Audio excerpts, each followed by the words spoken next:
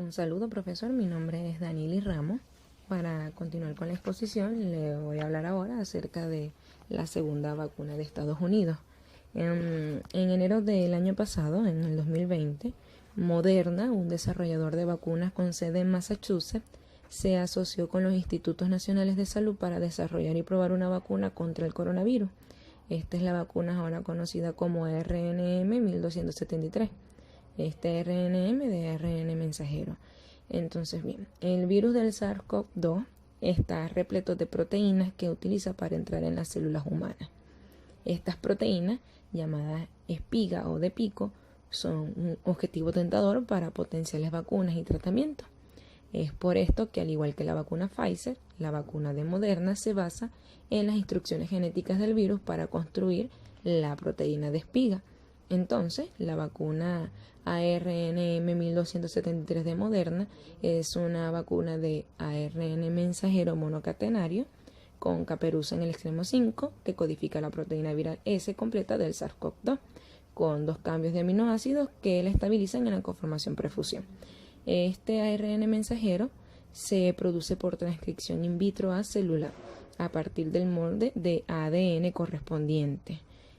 Cada dosis de 0,5 mililitros contiene 100 microgramos de este ARN mensajero que está altamente purificado y encapsulado en nanopartículas lipídicas. Entonces, bien, con respecto a los componentes específicos de esta vacuna, bueno, estos son los siguientes excipientes. Tiene lípido SM102, colesterol, trometamol, clorhidrato de trometamol, ácido acético, acetato sódico trihidrato, sacarosa y agua para preparaciones inyectables. Las dos vacunas, Pfizer y Moderna, se basan en la tecnología del ARN mensajero, eso ya lo sabemos entonces, que sabemos que esto es un pequeño fragmento de código genético que permite a nuestro cuerpo crear anticuerpos contra el coronavirus. Sin embargo, hay diferencias en su composición. Mientras que la mayor parte de las sustancias de la vacuna creada por Pfizer son lípidos y sales inocuas, la de Moderna está basada en ácidos. Otra cosa importante es que, al igual que la Pfizer, Moderna contiene lípidos que ayudan a la conservación del delicado código genético y a su transmisión a nuestro organismo. Con respecto a su mecanismo de acción, ocurre que después de la inyección intramuscular, las células del lugar de la inyección y los ganglios linfáticos drenantes toman la nanopartícula lipídica, con lo que ésta se introduce de forma eficaz la secuencia de ARN mensajero en las células para su traducción en la proteína viral. El ARN mensajero introducido no penetra en el núcleo celular ni interacciona con el genoma, pues es de tipo no replicativo y se expresa de forma transitoria, principalmente por células dendríticas y macrófagos del seno subcasular. Luego de esto, de forma natural, el ARN mensajero se degrada en alrededor de 48 horas.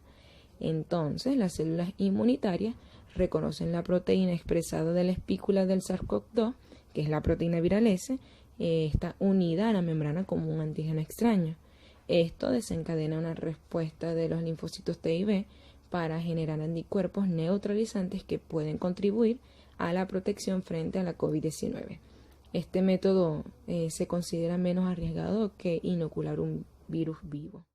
Con respecto a si la vacuna de Moderna cumplió con las 3 fases, pues cada vacuna en desarrollo debe someterse a investigaciones y evaluaciones destinadas a identificar los antígenos que se deberían utilizar para generar una respuesta inmunitaria. Esa fase preclínica se realiza sin prueba en seres humanos, en la que se aplica una vacuna experimental en animales, con el fin de evaluar su seguridad y sus posibilidades para prevenir la enfermedad. Si la vacuna provoca una respuesta inmunitaria, entonces se le prueba en ensayos clínicos con seres humanos, esto en 3 fases. Una primera fase, en que la vacuna se administra a un pequeño número de voluntarios con el fin de evaluar su seguridad y confirmar que genera una respuesta inmunitaria, además de determinar la dosis correcta. Una segunda fase en que la vacuna se administra ya no a un pequeño número de personas, sino a varios cientos de voluntarios, con el fin de evaluar más a fondo su seguridad y su capacidad para generar una respuesta inmunitaria. En esta fase se suelen realizar múltiples ensayos para evaluar diversos grupos etarios y diferentes formulaciones de la vacuna.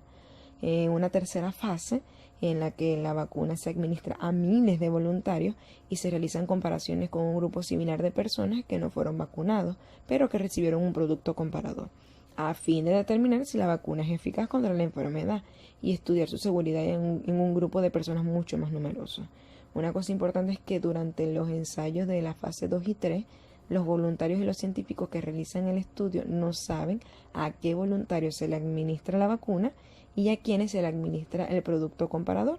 Eso es lo que se conoce como ensayo de doble ciego y es necesario para asegurar en sus evaluaciones la seguridad y la eficacia de la vacuna. Una vez disponibles los resultados de todos esos ensayos, luego de todo este procedimiento, es necesario realizar una serie de pasos más que incluyen exámenes de la eficacia y la seguridad, todo esto destinado a obtener las aprobaciones reglamentarias y normativas de salud pública. Las autoridades de cada país examinan minuciosamente los datos del estudio, deciden si autorizan la vacuna para su uso, todo esto. Es porque antes de introducir una vacuna en un programa nacional de inmunización es preciso demostrar su seguridad y la eficacia en una población amplia. Pues las exigencias relativas a la seguridad y la eficacia de las vacunas son extremadamente altas. Después de todo esto, si fue aprobada y se introduce la vacuna, pues se realiza un seguimiento constante.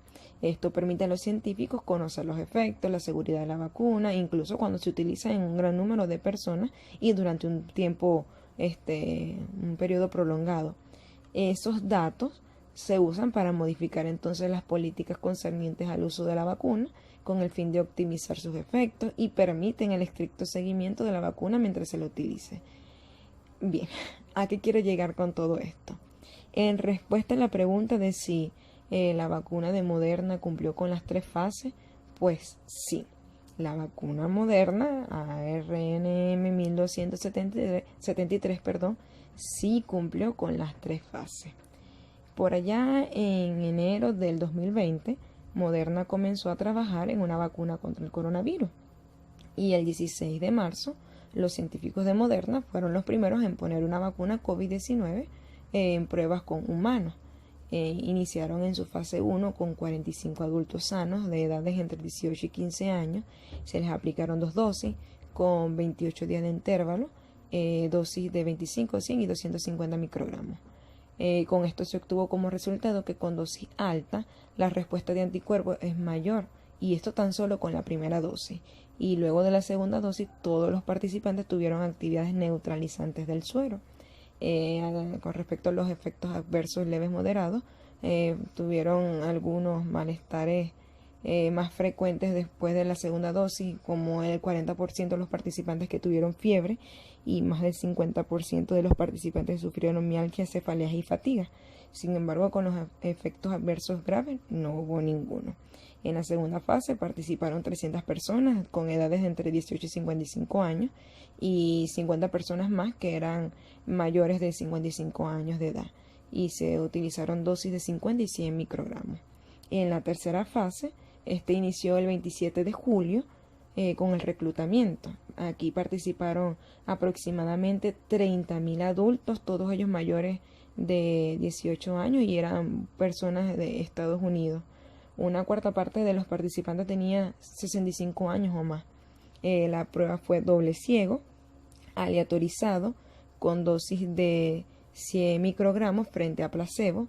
Se aplicaron 2 dosis con un intervalo de un mes y los resultados fueron 95 casos a partir de 2 semanas después de la segunda dosis, en la que 90 estaban en el grupo del placebo y 5 en el grupo de la vacuna. La eficacia fue de 94.5%, muy buena, además de que hubo 11 casos de enfermedad grave, pero en el grupo placebo y ninguno en el grupo de la vacuna. Y aparte de los efectos adversos graves, tampoco hubo. Cosas importantes a resaltar, pues el 28 de julio Moderna descubrió que la vacuna protege a los monos del coronavirus, y también que el 18 de diciembre la FDA, que es la Federación de Drogas y Alimentos, autorizó la vacuna de Moderna para su uso de emergencia, y las primeras inyecciones de su vacuna comenzaron a aplicarse oficialmente luego del 21 de diciembre. Con respecto a si se deben aplicar 1 o 2 dosis de esta vacuna, pues se aplican 2 dosis. Pero para complementar un poco la información, hablemos acerca de la presentación de la vacuna. La vacuna se presenta en viales multidosis de vidrio claro con tapa de plástico sellada con aluminio que contienen 10 dosis de 0,5 mililitros de solución de la vacuna. Estos embalados en cajas de cartón de 10 viales multidosis. La caja de transporte incluye 12 de estas cajas de cartón. Otra cosa es que los viales se conservan congelados entre menos 25 grados centígrados a menos 15 grados centígrados y se deben de congelar antes de su administración. Esta vacuna se administra por vía intramuscular en una pauta de 2 dosis de 0,5 mililitros. No se puede administrar por vía subcutánea, ni intravascular o intradérmica, aparte de que solamente está autorizada para su uso a partir de los 18 años de edad. Esto es por falta de estudios de eficacia y seguridad por debajo de esa edad. Además de que el intervalo mínimo para la segunda dosis es de 25 días tras la primera.